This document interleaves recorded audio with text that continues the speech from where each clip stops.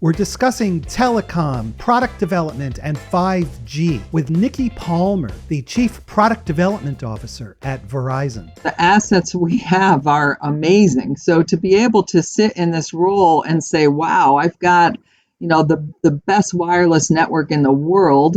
I've got, a capital budget of, 18 or so billion dollars a year that continues with that network investment to ensure that it's the best.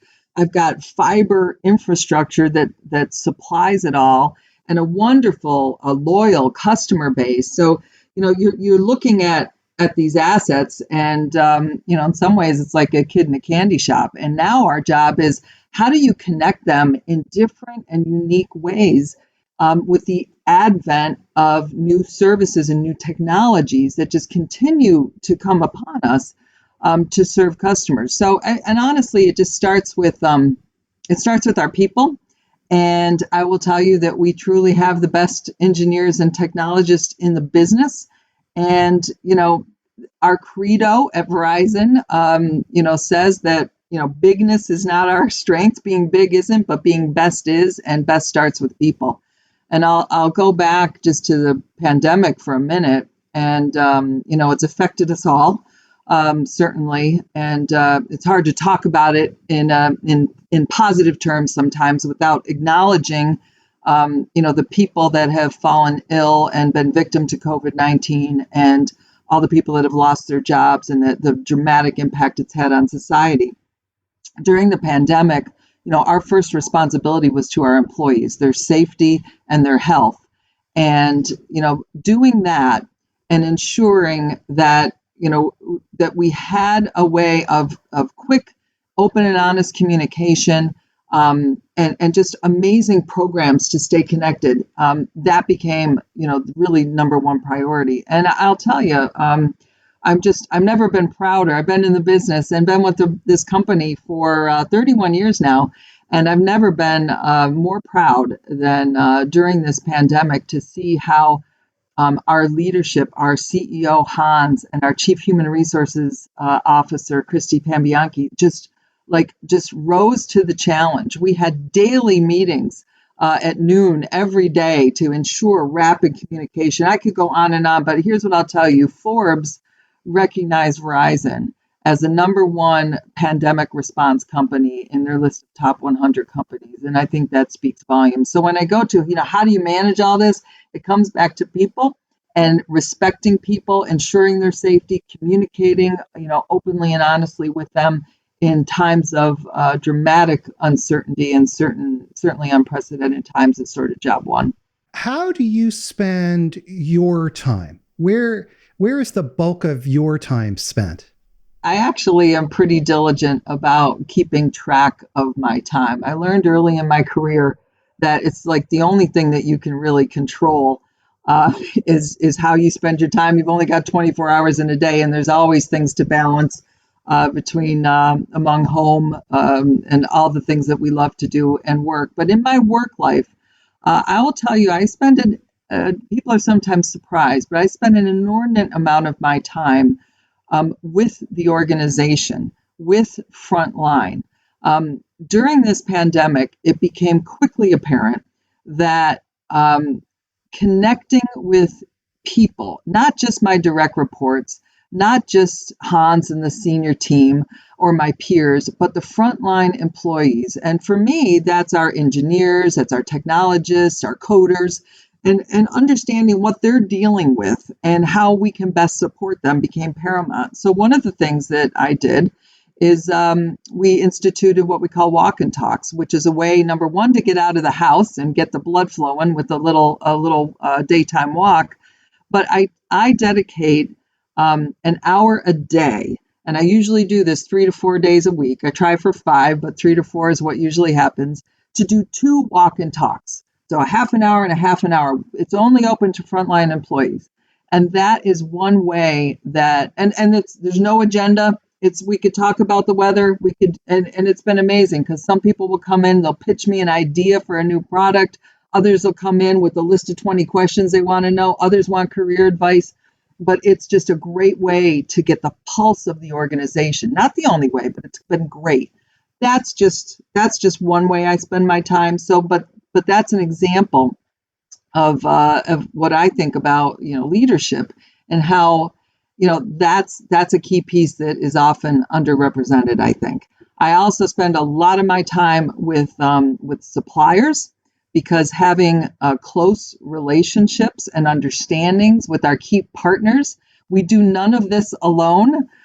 We have the best network in the world, but that is also because we have great relationships with our suppliers, whether it's the large suppliers like a Nokia or an Ericsson, or on the device side, an Apple or a Samsung or others, on the core network, or on the product side, where we have, many smaller providers that play a key role. I spend a lot of time with them because, being in sync is a key part of being agile in delivering products. So it's a matter of employees, external, with suppliers. I spend a good amount of time advocating for Verizon and talking externally. And I'm always happy to do that because it's such an easy story to tell.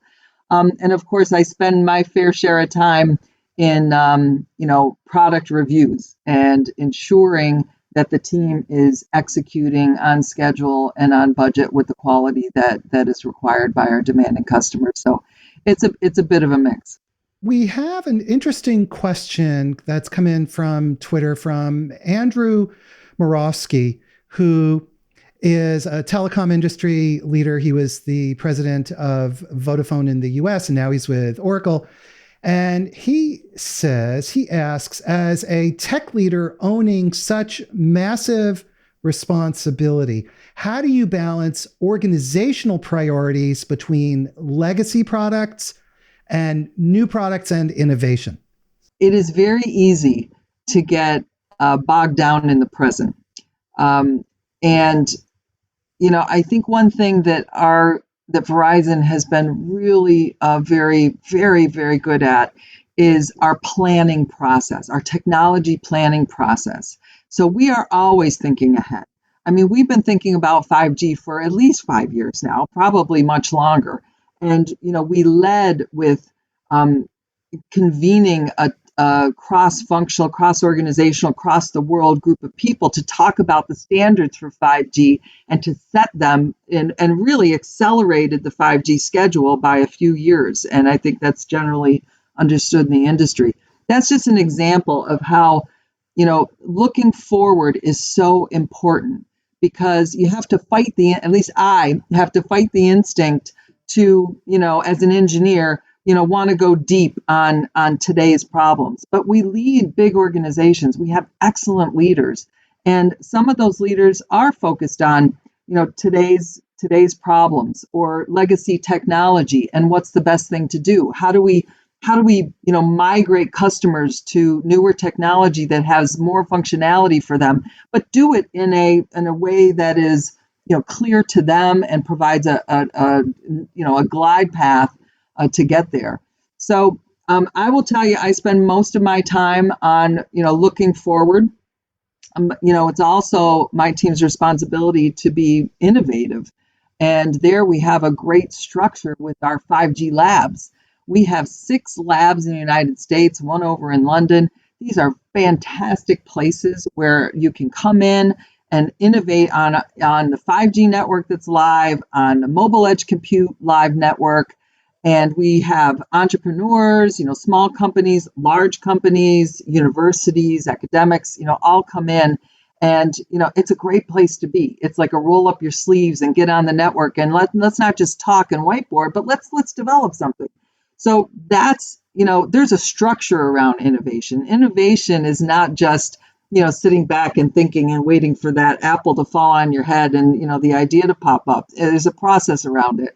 So we've got great structure around that. But, I think I will say, to try to summarize, more of my time is spent looking forward, because we've got just great engine on today's technologies and today's business.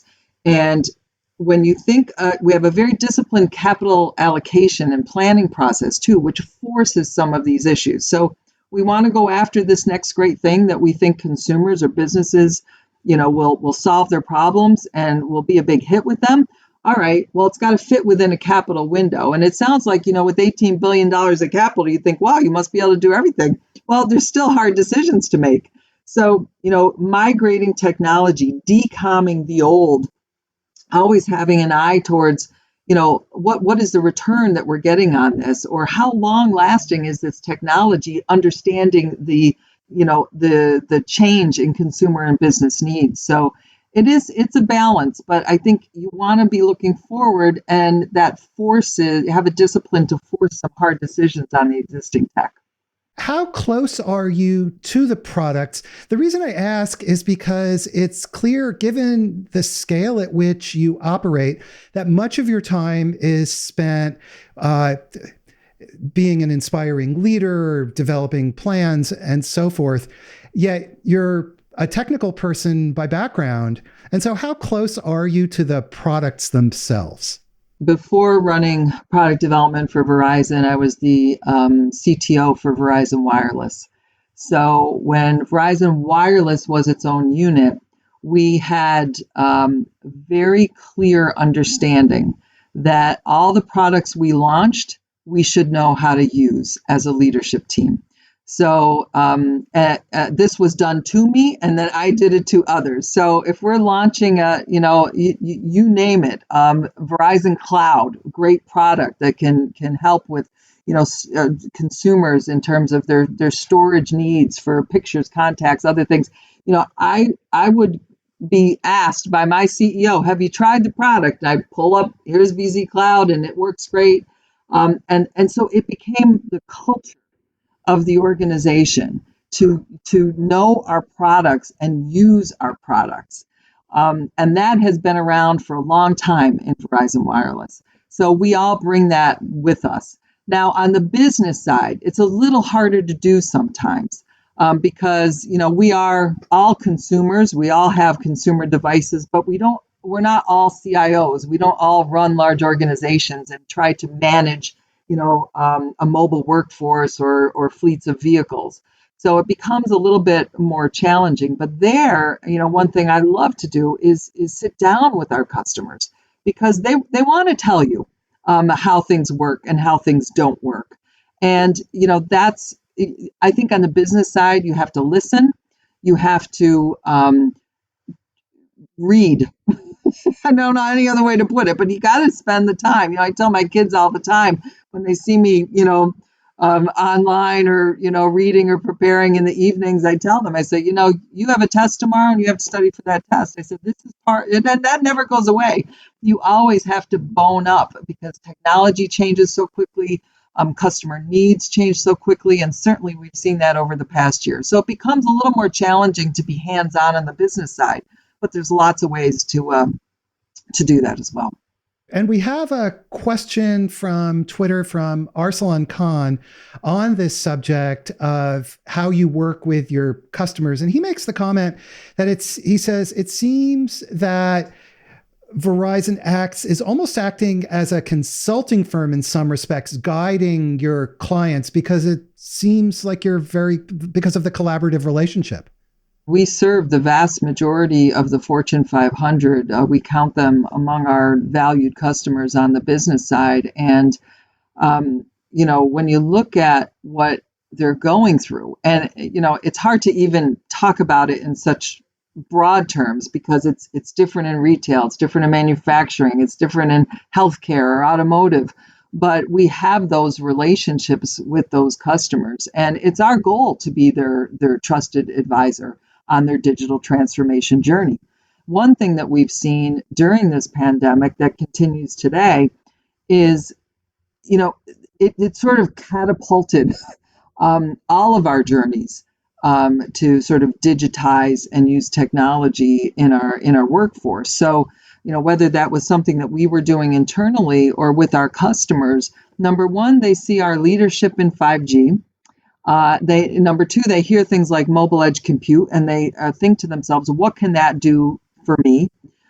So, we're there to help them. And we, listen, we do very consultative work, but it's also a partnership. And we bring them into those 5G labs that I told you about. and are able to develop a very customized proof of concepts, especially early on in new technology. I mean, you need to test, you need to showcase a little, and you need to educate on what we call the 8 currencies of 5G, which, a few of which are ultra low latency and really, really high bandwidth in the gigabit per second speed range.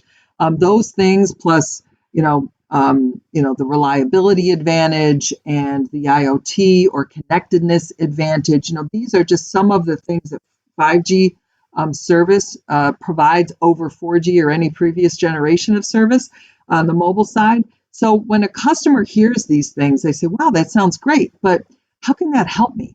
And I think you can't just go in with, solution upon solution without really understanding what the pain points are. And luckily, we have a great business working with those customers, industry by industry, customer by customer. And then it's my job to be able to say, oh, wow, here's a great augmented reality solution that worked for healthcare.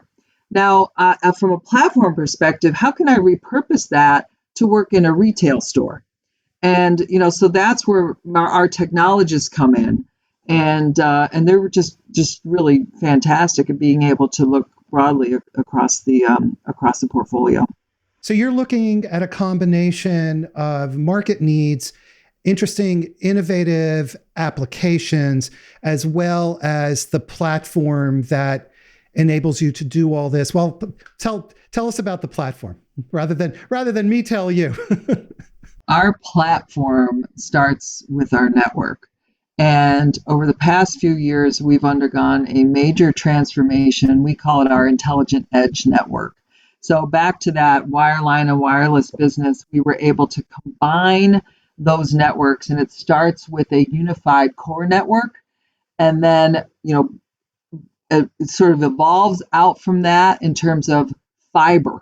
I mean, fiber is it's what we spend a good piece of our capital budget on, and it is not wireline or wireless. It is both. It's multi-purpose, multi-use fiber. So the more fiber I put in the ground, the more enterprise customers that I could connect directly to data centers, the more consumers I can connect to our wireless network, because those cell sites are only wireless from the device to the cell site. After that, it's all fiber. We have wholesale opportunities, and the list goes on and on. So that fiber network is really, really important. And then we have access technologies that over time, we become sort of access agnostic to how consumers and businesses want to get on the network. But that's really the base platform. It starts with the network. And then a lot of people like to talk about above the network. So what are the products and services that happen above the network? And I think there you have to start with MEC, or the mobile edge compute. And there we've recently launched a partnership with Amazon Web Services, where we are creating these outposts along with our network that are pushed out further into the network that enable developers to use a platform that they're used to now develop services that could take advantage of 5G and those currencies of 5G that I talked about. So we've launched, oh goodness, I think over 10 cities now with our mobile edge compute platform along with AWS. We've announced a partnership with Microsoft for a private MEC. So these partnerships are all part of the platform. And then on top of that, you can think of different types of services that can get access to that network and take advantage of those currencies. One I really love is because we also have just such a wonderful strength in it, is computer vision. I mean, computer vision applies to facial recognition when you're walking into a stadium and people want to identify you.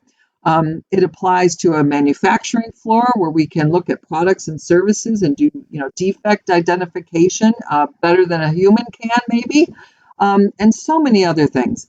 But computer vision requires what? It requires an awful lot of bandwidth, and you don't want to be transmitting that amount of data too far back into the core of the network. So that's where the mobile edge comes in, and applications like computer vision, for example, can sit on top of that And we're developing easy ways for applications to get access to the network. So how do you onboard devices? How do you diagnose devices? All of those services are all part of the platform that we're building for enterprises in our mobile edge compute world.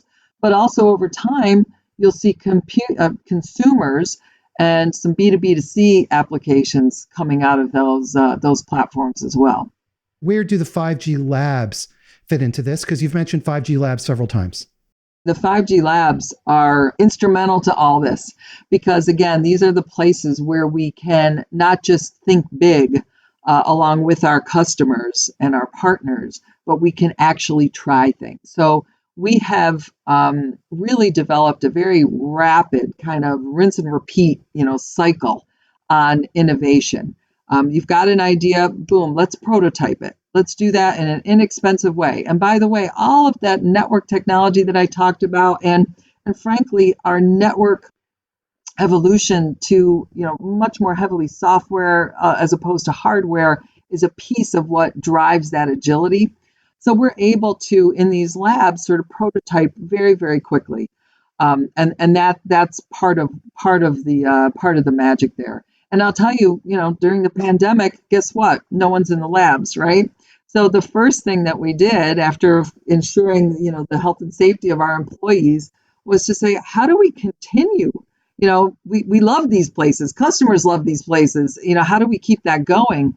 And our team was able to rapidly go virtual. So we have a 5G virtual lab, which is very interesting and engaging, and we can meet there and take customers through the journey online. So we were able to still maintain our innovation and also maintain our programming, if you will, that we've done in these 5G labs. For example, we'll set up a retail summit, and we'll invite large retailers across the board. We'll invite some academics, and we'll have an in-depth discussion about our new technologies and what's happening in the industry, and how they can really aid retailers in some of the pain points that they have during the pandemic and ongoing. And that's the type of programming and innovation that is really fueling much of what we're seeing now with 5G. It's very exciting. So the labs then is almost a kind of bridge to help you at Verizon understand the real market needs from your customers and where they want to see all this go. Yeah, absolutely. I mean, I love to say, innovation is not any one person's job. It's all of our jobs to think big, and innovation comes from a variety of places. I would say my team is accountable for technological innovation. So, it's amazing sometimes, how in the mobile world, maybe you change a bit or a byte or a tiny little setting and it changes the whole landscape, right? So not everybody's going to understand that. So we're accountable for that, pushing the technology to the limits, trying things, failing, and moving fast. Innovation also comes from our customers. And there we have, wonderful marketing and customer experience teams that work hand in hand with customers in all the, traditional and, non-traditional ways. But hearing from them is very, very important. And of course, innovation comes, also from strategy, and really, taking a step back and saying, here's a market maybe we're not in. Should we be in? What do we think the future really looks like? And I got to tell you, I don't think Verizon's much different than many other companies over this last year, that we've spent a lot of time thinking about those things because the world has changed so much. I mentioned digital transformation earlier. We estimate that most enterprises' digital transformation journey has been accelerated by about 5 to 7 years. And I can say that, I see that with customers. I also see it internally. I'll tell you that, some of the solutions that we brought to bear very early in the pandemic were not new per se. They were sort of in the pipeline. But what the pandemic did, and what this dramatic, work from home and all the societal change and unrest that we saw, the value of our connectivity and our services, it just demanded that we not wait. And I think, more often than not, we found that we could go even faster. Sometimes I feel like, we're going super fast, but I know that there's always a higher gear. And I think it did push us into saying, wow, I've got this solution that was on the shelf. And, boom, we just did it. The same is true with our own operations. For example, when all the retail stores were closed, what did we do? Well, we didn't lay off, we didn't furlough. We accelerated, our capital deployment, and we leaned in to deploying the latest network. We also took those retail employees and retrained a number of them, vast majority of them, to take calls in a call center. So now, it's just that agility. And we've been doing, for example, work from home or home-based agent for a long time in our call centers, but it wasn't 100%. And all of a sudden, boom, we're 100%. And guess what? We found ways to make it work. So, the necessity being the mother of invention, I do subscribe to that as well. And I think, the pandemic and the learn from home, work from home, this environment just catapulted us all. And there's a lot of learnings from that. And there's a lot of positives that we can take even more risk maybe than we thought. And there's always a higher gear to go faster. How did you drive innovation during a period of time when there was, number one, so much change taking place? And then number two, people were not physically together. And so they had to relearn how to work together in different ways. In that kind of situation, how did you drive innovation? Innovation wasn't my first concern, a year ago. It really goes back to, all right, well, even your family and then your employees, are you safe? Are you healthy? What do we need to do to secure that? And I already talked about what Verizon did and how we really rose to the challenge there. And then I'll tell you that when it comes to like product development and innovation, we took our 5G labs and quickly turned them virtual. So that worked. We took our product development process, the details of, requirements and agile development and scrum teams and, all of that. And we had already experience in doing that remotely. So we do development around the world. We follow the sun. We've got big teams in India and around the world. So we're used to, doing bits of code and handing that off and handing it back. So a lot of it wasn't new. It just sort of put it on steroids. And the development process, I'm pleased to say that throughout 2020 and through the first quarter of 2021, we were able to meet all of our product objectives. I mean, I was, I don't want to say surprised. I never bet against the team, but boy, what a big accomplishment in the midst of all that was going on to meet those objectives, which we did. So, now we look at, well, how do you continue in this mode until we get, sort of a hybrid mode established, which of course we're looking at like other companies. And I think, one of the big things is we bought a company about a year ago, BlueJeans, that does video conferencing. And that has really transformed the way that we think about integrating a fantastic video conferencing solution with other platforms that we have.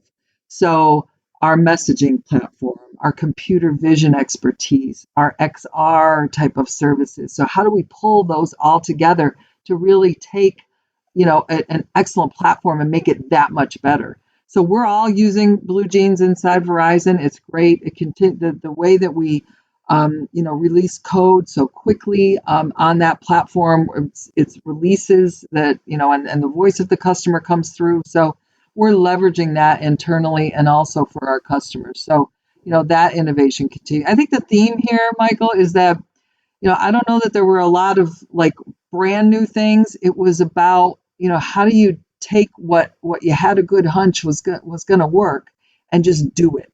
And again, the lesson is, about maybe in a more stable environment, risk taking, and just always the pressure to move faster and be more agile. And in this world, with technology moving so quickly, and again, it's not only 5G. I mean, we couldn't be any more bullish about 5G and how it will usher in literally the fourth industrial revolution. We believe it's a general purpose technology that is going to affect the way we live, work, and play, consumers and businesses alike. But you think about that with everything else that's happening, with AI, ML, with microbiology, robotics. I mean, everything. So many changes in the technical landscape.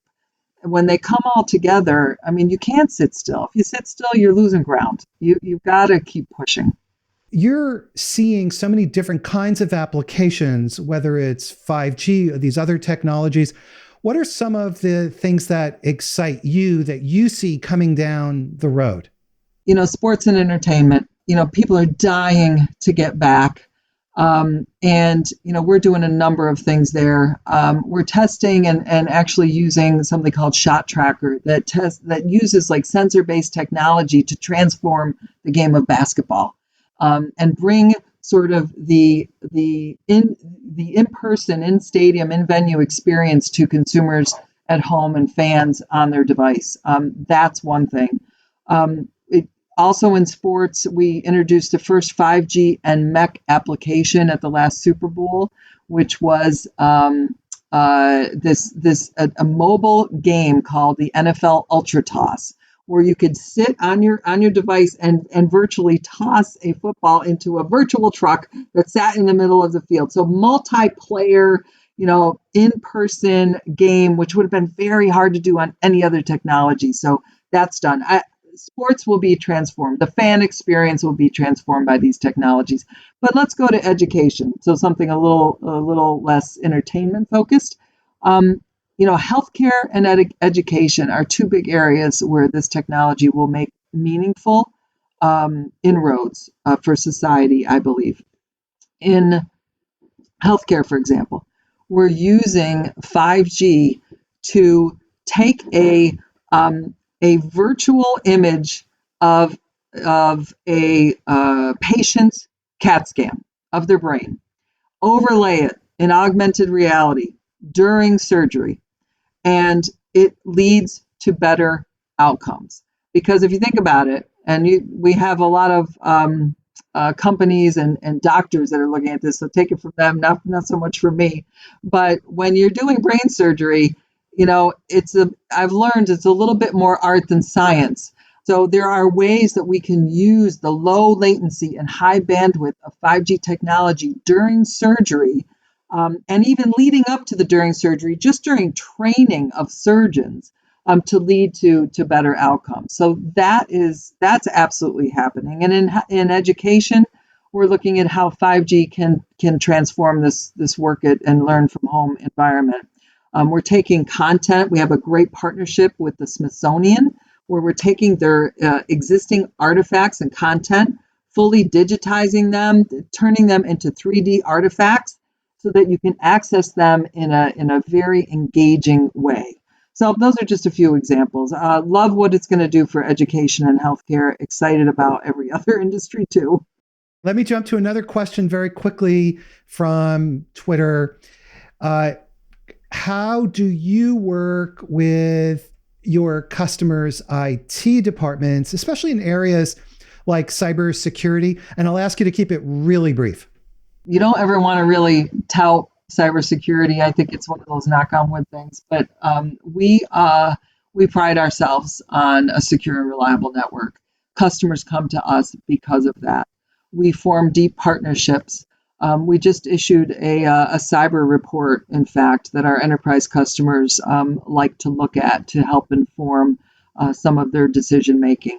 So cyber is core to who we are. Cyber, it's not new news that breaches and scams have accelerated during the pandemic.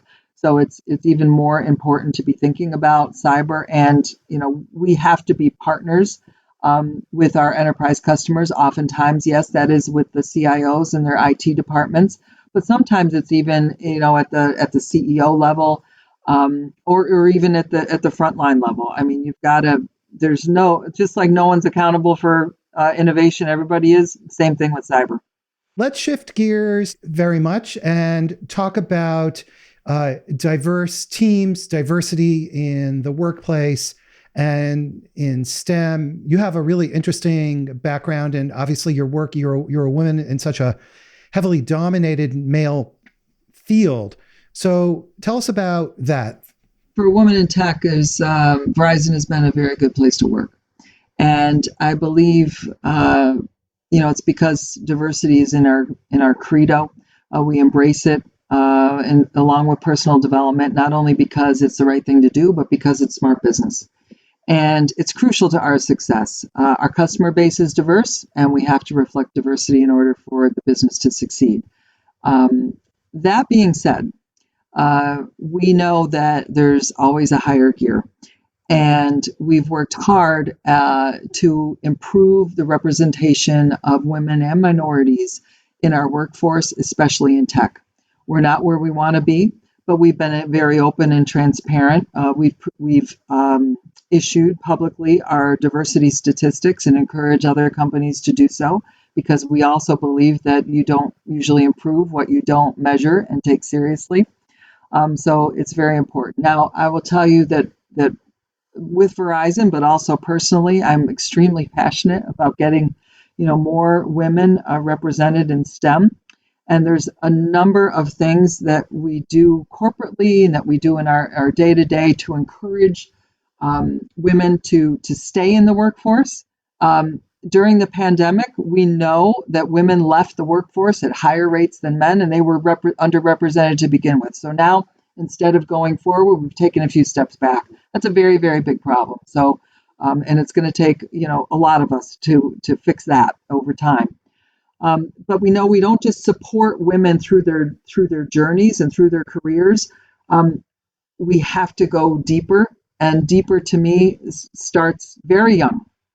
We have to get, young girls understanding that technology and science is part of their everyday life. When we're cooking in the kitchen, when we're out gardening, the technology is a piece of that. So opening their eyes to the wonders of science. When girls get in middle school, we know that is the time that they deflect at a high number. Something becomes uncool about being into science and math, and we've got to stop that. And there's a lot of programs that are aimed to do that, but at that point, it is extremely critical. Verizon has what's called the Innovative Learning Schools, Verizon Innovative Learning Schools, where we're dedicating, oh goodness, I wish I knew the number off the top of my head. I believe it's hundreds of millions of dollars in order to ensure that we have technology infused in curriculums in underserved areas, and that women, young girls, and tech is a key part of that. And then as these girls get into high school, they need role models. And they need to be shown paths that, what can you do with an interest in science and math? I tell my story often. I kind of lucked into it. And my father was an engineer. And I had a mother that said you could do anything that you put your mind to and try hard enough. So I followed his footsteps. I went to Penn State just like he did and got an engineering degree just like he did. And so many women in my generation that have technical degrees have a similar story. Because I believe the statistic is about almost 2/3 of the practicing female engineers have a father or a brother that's a practicing engineer. So what does that tell you? That tells you you're out of luck if you don't have someone close to you that can sort of show you what to do with your interest and your abilities. And so there's, and one thing I'd like to say, and to your audience also, is that you don't have to be an engineer. You don't have to be a woman in order to encourage this. We can all do more throughout that path with our children, with our neighbors' children, with our schools, in order to encourage that type of growth participation, because it will be a shame.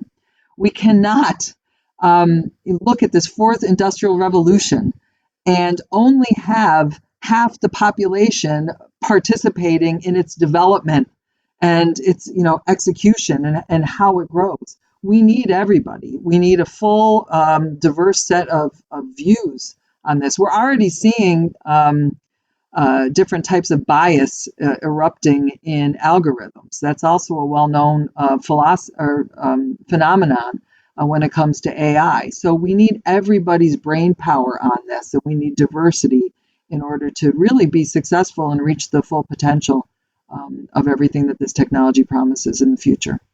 And on that topic, we have one last question from Twitter. Great question from Constance Woodson, who asks, will Verizon 5G's partnership with the new infrastructure plan in any way help bridge the digital divide in underserved communities?